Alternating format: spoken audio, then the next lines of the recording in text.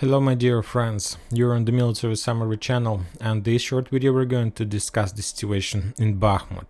The Ukrainians continue their offensive operations. They're sending soldiers wave by wave, trying to push the Russians back as much as possible, and they achieved some success during the previous night. The Russian sources are saying that as a result of attack of 56th Motorized Brigade, as we discussed yesterday, the Ukrainians, the Russians of some parts 200th Brigade of 106th Air Assault Division were forced to step back in direction of Dubovo-Vasilievka. And according to the Russian sources, these part of Russian army lost a bridgehead in the vicinity, in the area between Dubovo-Vasilievka, Orekhovo-Vasilievka, and Grigorievka, and currently the front line is look like here.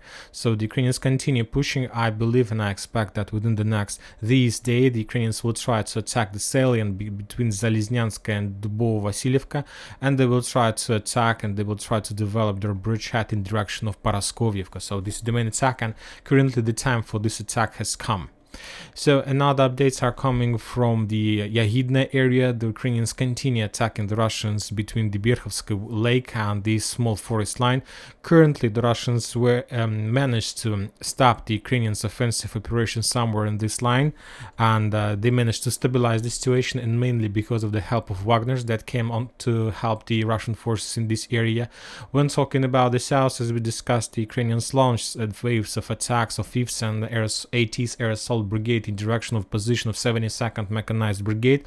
Currently there are still clashes, and the 72nd haven't lost their positions, maybe because of the fact that they managed to stabilize the front line, and also of course because of the fact that Wagner sent reinforcement to the north of Klishchiivka, and currently the 72nd have some kind of help, support and background in face of 72nd of Wagner's battalion tactical group. When talking about the town, about the city, the Russians continue advancing in this area, and mainly they're trying to penetrate no matter the problems, no matter the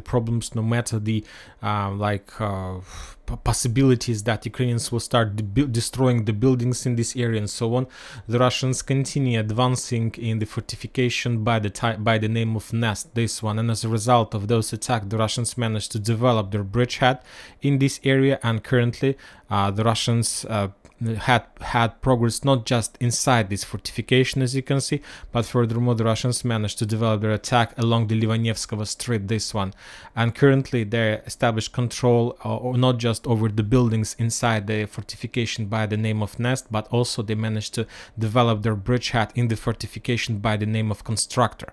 So probably this is the current situation, and I believe that we got this update during the night, so probably during the day the Russians managed to develop their bridgehead in this area further. Furthermore, another groups of Wagners attacked the Ukrainians in the residential area on the northern part of the western part of Bakhmut, in this area in the vicinity of Olympic School, and as a result of those attacks they also managed to develop their bridgehead in this area, and currently they managed to, the most important, they managed to establish control. They captured the Olympic School, the post office, and currently, as I understand, this is the situation in the northwestern part of the western Bakhmut. Prigozhin, the head of Wagner's, reported that there are still another 2,000 square kilometers of Bakhmut that still remains under Ukrainian control. Today, during the day, I expect more advances from Wagner's side, and possibly because of intensifying of clashes, maybe this week, or by the end of this week or the end of the next week, we're going to see the fall of Bakhmut, or probably the Ukrainians will be able to to collect their forces and to push Wagner's back. Who knows? We'll see. Anyway, we'll see. Also, another updates that Ukrainians continue attacking and bombing Lugansk using their Grom 2 missiles. Yesterday there was attack, they destroyed building. This morning they repeat attack. As we can see, the Russians don't have any power, don't have any air defense system that are able to shut down those missiles, and it's like the second or maybe third wave in a row that the Russians can't stop or to prevent. So this is a very big problem. We'll see during the day what the Russians are going to do with this.